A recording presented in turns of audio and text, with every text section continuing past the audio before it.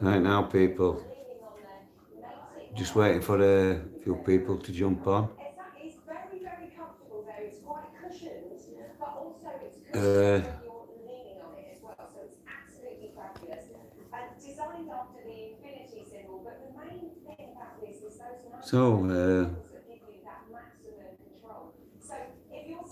Big respect, soldier in the house.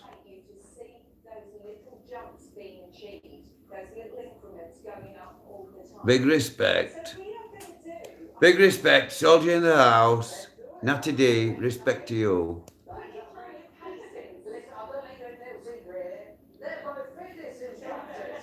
Now, people, as I've said before, I'm just going to do this because I'm sick to death of people saying that this mask and everything is to do with identity.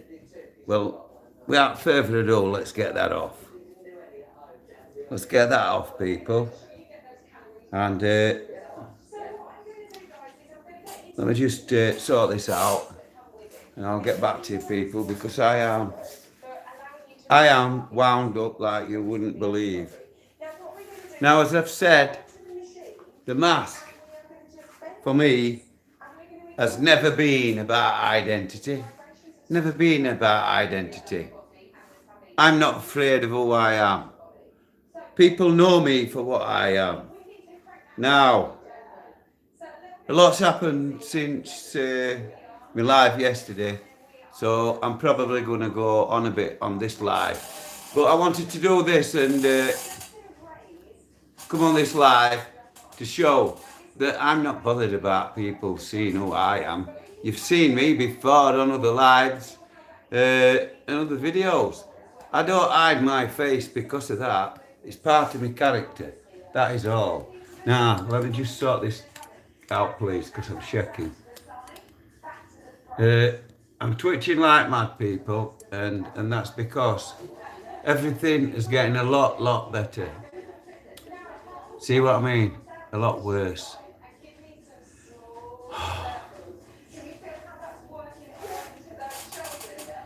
Now, even Alistair, I've asked him since he saw me last week because I can feel changed. I feel a lot worse. I'm in a lot more pain. I'm getting a lot more shooting pain. And I've showed Alistair, in fact, he were too worried and scared to take any notice of what I was asking him. But I was asking him to fill my hands, my left hand side, my left arm, because it all spasmed up and everything while Alistair were here. Oh. And he saw the fear in my eyes. And that's because of what's happened. Now, Bella, turn the telly off.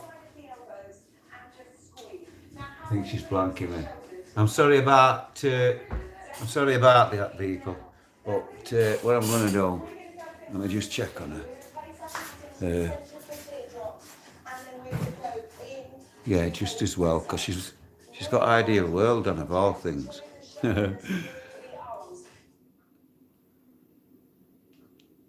Bless her. She's fell asleep on settee. Her mum's dumped her on me to practice sausage song.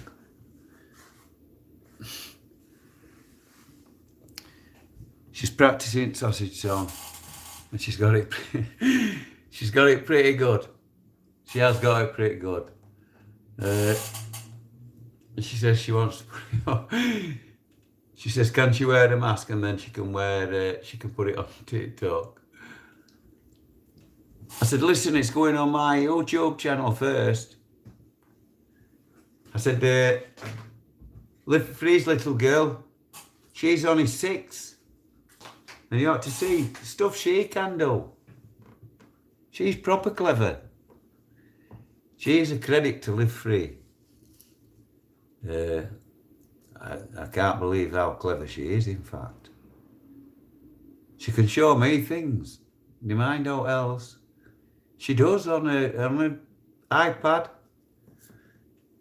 You can have a full-blown conversation with her. She'll write a story and read it back to you. She'll ask you there to spell something and she only wants odd letters. She'll tell you, I don't want you to spell it all.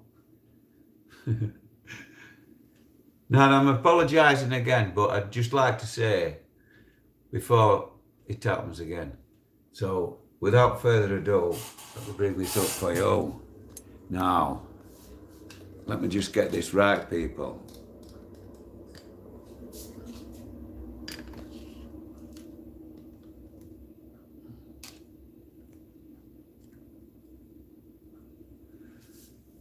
Soldiers in the house. Natty D, respect. Respect. So without further ado, let's bring this to you. Let me see if I can catch up. Like I said, people, my head's in a dark place because of what I had to reveal yesterday. Respect. Just one moment, people. Let me just oh my God. Listen, I'm going to have to do something here.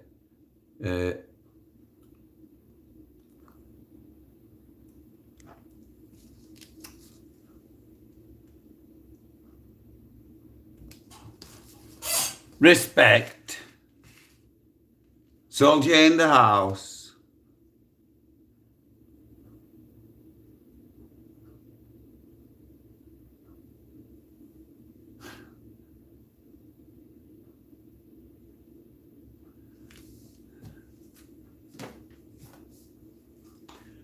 Soldier in the house. Respect, Dave C. Respect, soldier. And yes, mate. Everything I say is real, every word. And respect, soldier in the house.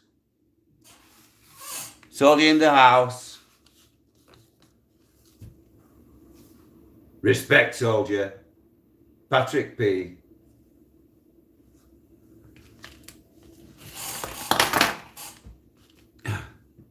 Now, as I say, I'm having a lot of problems, and my health problems are a lot worse.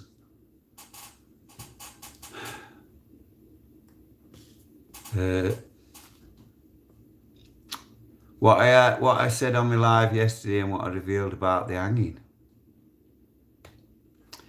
That bit I wanted to leave as an exclusive for the book.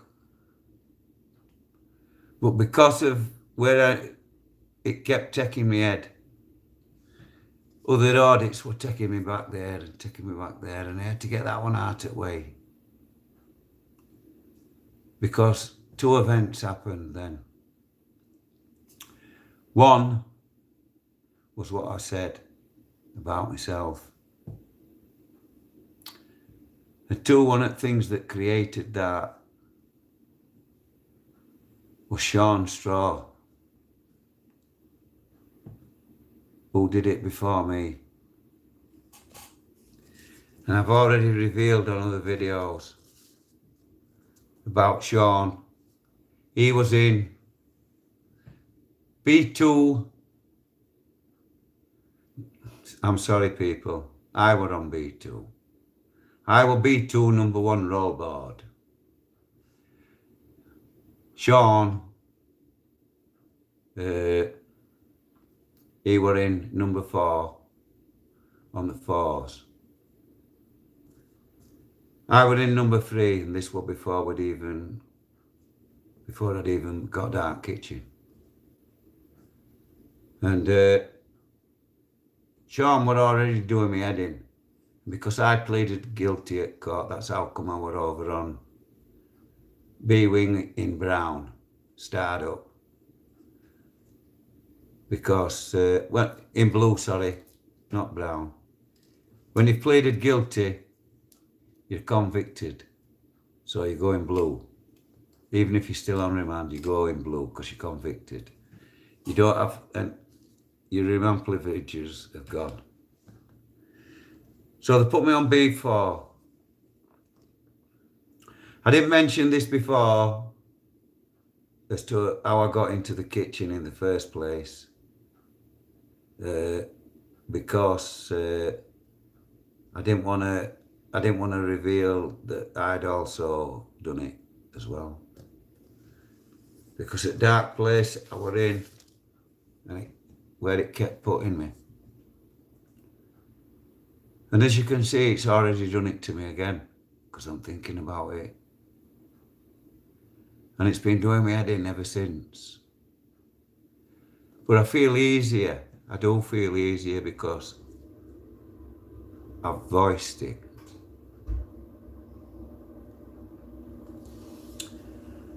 And until you tell people what is what, nothing is going to get better. And until you get proper psychological help, things are not going to alter. But when you've been through the system like I have, it's a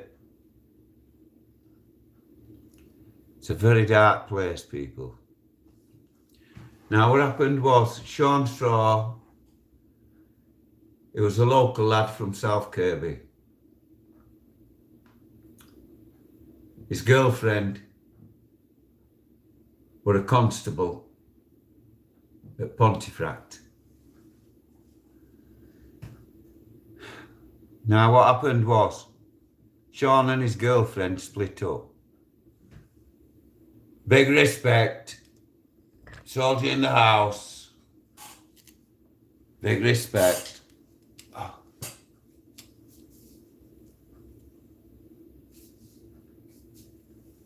Soldier in the house. Big respect. Suffolk Punch. Respect.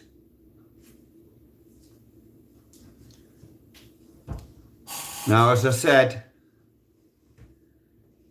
that him and his girlfriend had split up. So he went and rooted her out, basically, round town. And he found her and she kept walking off, and they women do, you know. And they were stood outside of his car, and he had door were open, and he said to her, I just want to send me peace, and then you can do what you want. So she went to get out of the car, and he pressed lock and lock door. And he said, I'll unlock it, 2 minutes, just let me say my piece, and then you can do what you like, and I won't say another word about it. So he told her what he thought and everything else, and he was sorry for this and that. And then he did what he said, and he unlocked the door, and she got out. She went straight to the police station and had him arrested for kidnap. False imprisonment. So they stuck him in Armley prison. B44. I were already in B43. Also, at that time, there was a black guy who I've known a long, long time as well. And I've already asked him. I've seen him tonight. And I've asked him if I can interview him and explain where we met, how long he's known me, what jobs we was on in Armley prison, who what else in at that time, and things like that. And he said he's on way, he's had to go away for a while. But when he comes back, he's going to see his mum and tell her what he's doing, because he's going to be mentioning that I know her as well. And his dad. His dad worked on oil rigs. his mum drove a silver Merc convertible. I can't remember what it exactly was. I would do if my head weren't in such a mess. I'm confused like you wouldn't know. So anyway, this particular day, Sean was doing my head in, and I had all my own problems, as I've said on the hanging yesterday. I had a lot of problems on my head, and Sean was trashing my head, and he went on my head and on my head. And you know what it's like when somebody's pecking at your head like that?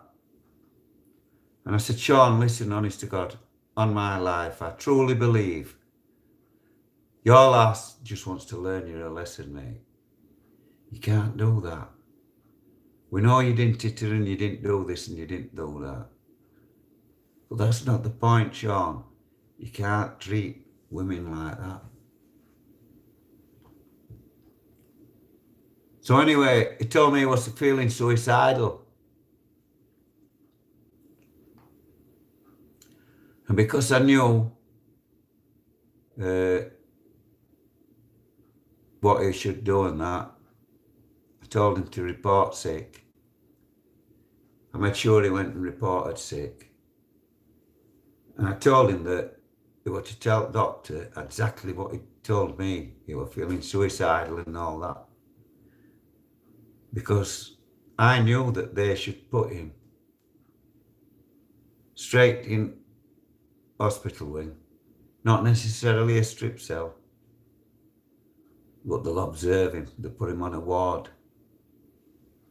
Because they have cells, one ward. Well, that's what they had at the time I went in. I can't remember exactly how many cells, but there were a dorm and it held about 14 cons. They had a table in there where a screw sat all day and he watched them all. And they all had to sit on the chair all day. They had to sit on a chair all day. They couldn't lay on the beds at all. Unless they were shackled to it. Like I shouldn't be here, me from Fitzwilliam. His tale's to come soon. Now, the reason I'm sat waiting and I keep looking through that window,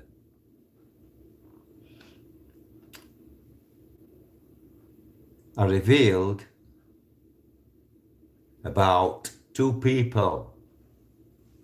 One, a woman beater, who beat a woman within an inch of her life, outside my gate while she was 8 months pregnant. I'm not going to give her name, but I'm going to ask her permission. And if she says yeah, I'm going to put her on video as well. And I know 100% she will. So, what it is, one of them was my partner, Carl Roberts. We grew and crossed skunks.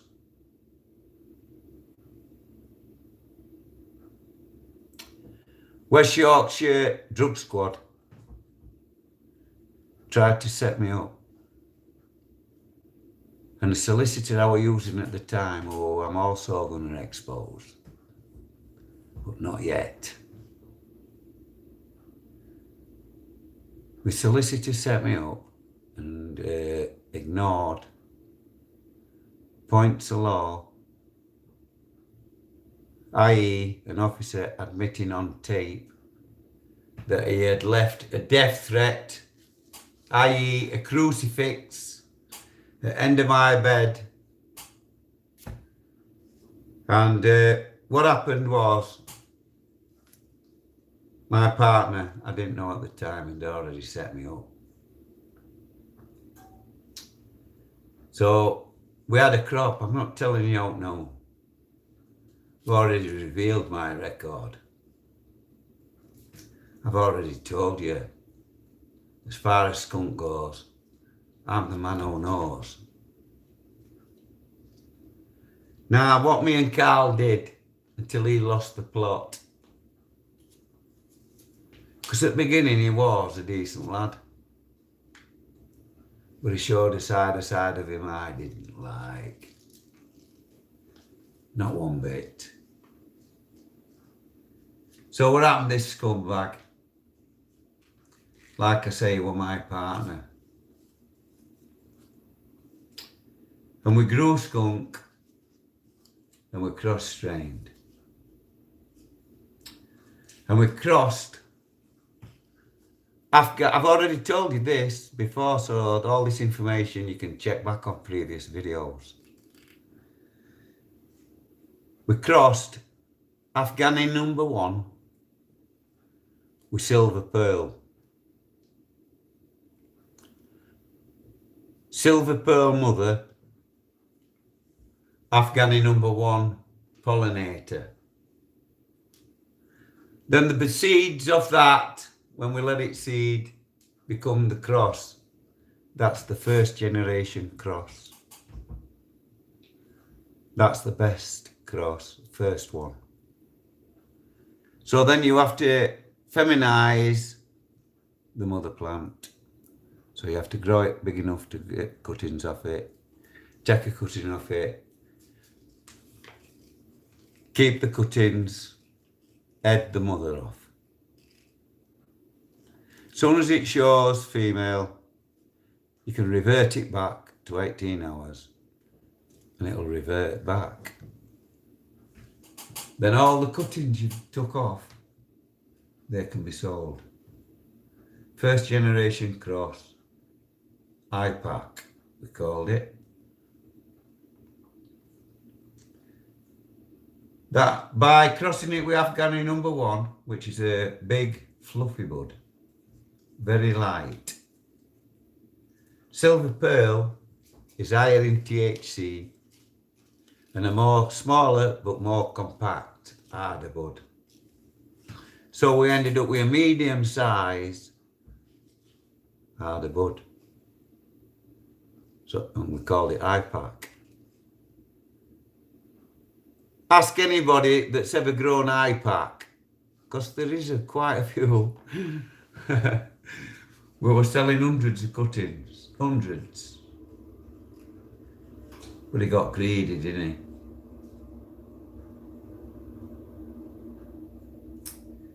First thing he did, we had it all drying. And anybody that cultivates will know. Day after it looks like somebody's birdled it. You think somebody's been in and a half on it away. So I knew if he dipped it straight away, I wouldn't notice. So I dipped 20 ounce out. A lot of money. But at the time, we were knocking it out at £100 an ounce. And Carl rang a contact in you, of mine, and his, from over Barnsley. I'm not going to mention his name. But he knows who I am. So anyway,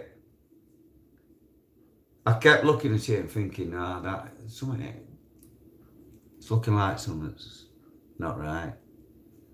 So what I did, I checked it and it was all bone dry. So I said, right, we weighed it all up. The first thing I said about it was, I know some's gone. I'm not going to say no more about it until I find where it's gone. So shut the fuck up. And not more was said about it, because he didn't think I'd find out. But I did. Purely by accident, because the man he sold it to sold to another man it I dealt with.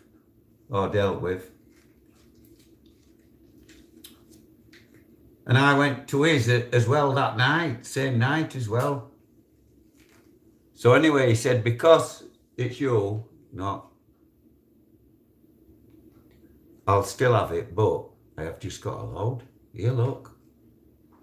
He said, if I didn't know different, it looks pretty much the same. So I looked at it and I knew straight away it was mine. It was fucking iPack. Nobody else had it. It was ours. It was our strain. So I said to him, I said, listen, Gaz, I'll say no more. I'm not going to give his second name. Gaz, who now lives in Upton, but he didn't live there at the time. It was Emsworth. So I said, Gaz, listen, ring your man up now. And when you do, put him on. I said, who is it? And he said, lad's name and where he was from. And I said, listen, honest to God, mate, I deal with him. Do me a favour. Ring him up now and put him up. Give me a phone. So he rang him and said, here, it's me. Blah, blah, blah. Listen, my mate wants to speak to you here. So put me on. And I said to him, all right, mate. He said, yeah. I said, listen, I'm speaking to so-and-so, as you know. He's telling me he's got this off you. He said, yeah. Shows you fucking idiot. I said, I know it's mine. But who have you got it off? He said, Carl. I said, don't tell me that. He said, it is. I said, right. That's good enough for me, mate. Sound. But I know naught about it, mate. He's robbed that out of crop. So he's had $2,000. He said, yeah. I said, has he had dollars as well? He said, yeah. I said, right. So I waited while he came. And then I told him what I knew. Tried to deny it. And his brother were here with him. Now, as I've said before, his brother Gary, signwriter. Carl had already, the brothers, and Carl had already, were already accusing Gary of being the father of his oldest child.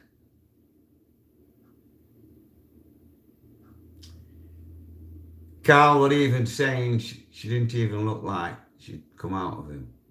And I was thinking, wow, where's this coming from? I give him benefit of doubt for his head's gone. I even said as much.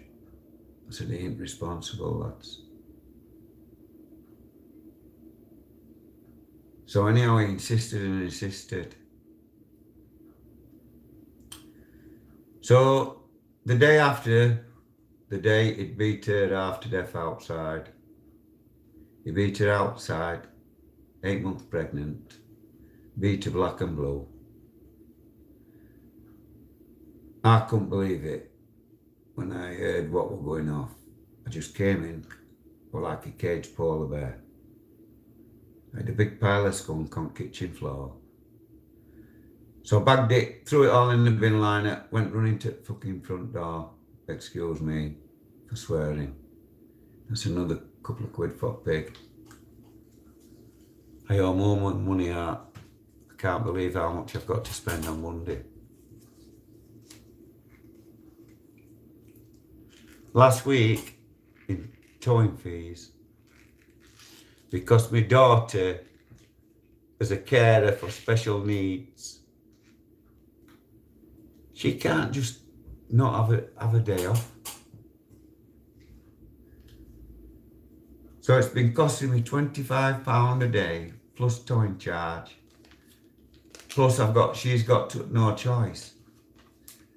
Mainly Free's been to the garage twice. We've been to a main police, Ellen Road, is it? Police station. Now what they're saying is, I've taken my daughter's insurance and my insurance. They're not happy with. I've got to take her to the compound and the police station, get the ticket stamped at Normington, take it to Leeds. Take it to Leeds. Then my daughter's got to go in, get it out. And then I've got to take her back home. That's a day's messing about. Monday. She's got to have a day off. And she's had to give them a few days' notice. She can't just phone up and say, I'm not coming tomorrow. There's people with special needs need her help. She's got to go over the Pennines. Snake Pass. So I give her my card. They pulled her and said it had no MOT. It still had a day on it. It wouldn't even come up on AMPR. So what are they talking about? They said her Kia Ceed wasn't insured. So how did me and Live Free get all the way to Cambridge and Milton Keynes, up and down the M1? As everybody knows, I've got more cameras, AMPR cameras, than I'd care about. And it would have alerted it straight away.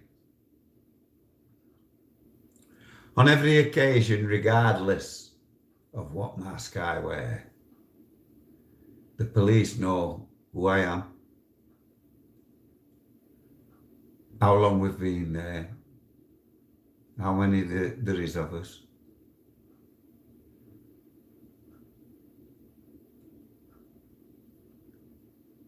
And I've even pointed all the cars out that are following. I've had the registrations up and everything. I've had death threats posted through my door. Now this clown, Gary, and what they call him, I've got off subject again, Roberts. If you remember, folks, I can't remember off the top of my head because my head's messed up. Last week I was filming out my front window and I kept going on about an helicopter just below the roof line and I couldn't see what was happening. And it was flying over the tops of the trees, and then I come out and I said there was another helicopter, probably air ambulance. See, everything's too fast, I can't see it. That could have been something important as well. Now what happened is I've since found out the lad that I interviewed, the carpet fitter, Stuart Black, were taught to fit carpets by Carl Roberts and Paul Roberts. Paul Roberts, in my opinion, is the only gentleman, as well as Freddie, of that family. Even Freddie will tell you what Carl is. When Carl cracked up, his mum phoned me up and Gary and said, listen people, without further ado, I'm going to end this to you.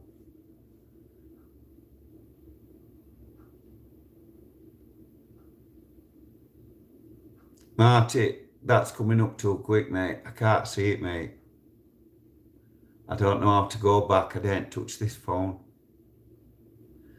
My other phone's playing up and I've got little orbs flying all over. I see that as karma.